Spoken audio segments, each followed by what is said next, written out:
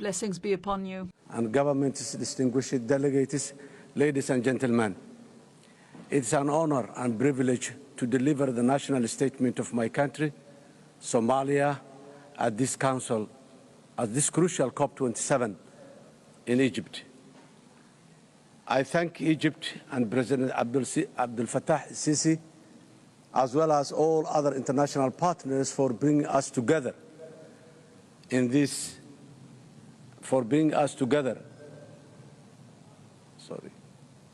to discuss what can only be described as the greatest challenge facing our world today. All the available scientific evidence across the world clearly shows that temperatures and sea levels are rising and droughts and floods are increasing.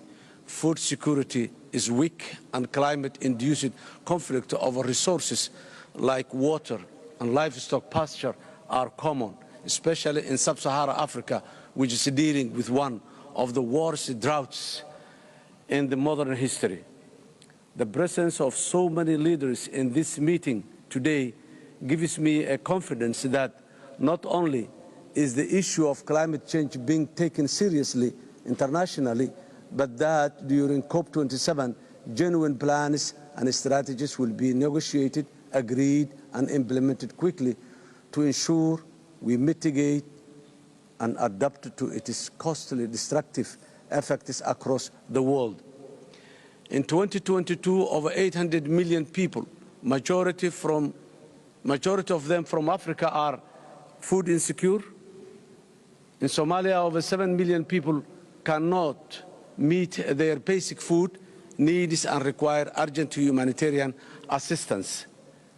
We need to ask ourselves, why are we here after 26 years? The answer is one, and it is climate change and conflict.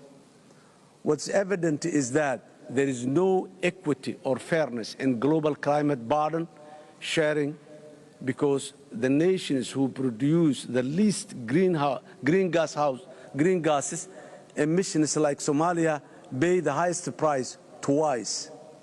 First, their citizens do not benefit from the developing nations' industrialization, and their own nations usually have minimum industrial output or capacity. And secondly, they seldom have the fiscal space or technology and expertise to respond to the effects of the climate change, which directly hampers their development aspirations and citizens' health and well-being. In Somalia, we are most vulnerable to climate change. Climate change is a political, security, economic challenge for us, and we are taking it very seriously. In this regard, we have dedicated a new ministry and launched a new Somalia Green Initiative to address the matter head-on. Today, Somalia is facing a humanitarian crisis which we are desperately trying to respond to. Because of current drought, we have also had severe floods which have destroyed key infrastructure, prime agricultural land, as well as the livelihoods of entire communities. Today's global food and energy insecurity is disproportionately affecting Somalia because of the impact of the climate change and our people's inability to grow their own crops, because of the ongoing drought as a direct consequence.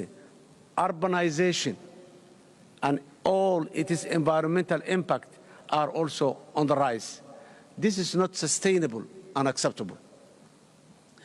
Climate mitigation and adaptation strategies and plans need to be rapidly implemented in Somalia to safeguard the lives and the livelihood of our most vulnerable citizens. However, this requires real resources, including accessible grant-based financing and investment in climate resilience in key areas, including water management, infrastructure, and renewable energy. This is vital because many of the developing nations and least developed nations like Somalia are still struggling with the economic impact of the COVID-19 pandemic and national debt sustainability issues, and they must not be left behind. Furthermore, existing national, regional, and international climate early warning systems are not only useful where we can finance early effective action to mitigate and adapt quickly. In Somalia, we have one of the longest coasts in the world, vast arable land, and we are striving to build an economically stable future which both benefits from our strategic location and enormous natural resources potential, including the blue economy. However, we must take urgent action today to work with all our international partners to ensure we make the climate adaptation and mitigation investments that will make this reality tomorrow. In this age of global interconnectivity and interdependency, we must not think in silos or developed versus developing nations, because the looming existential climate disaster does not care for these distinctions.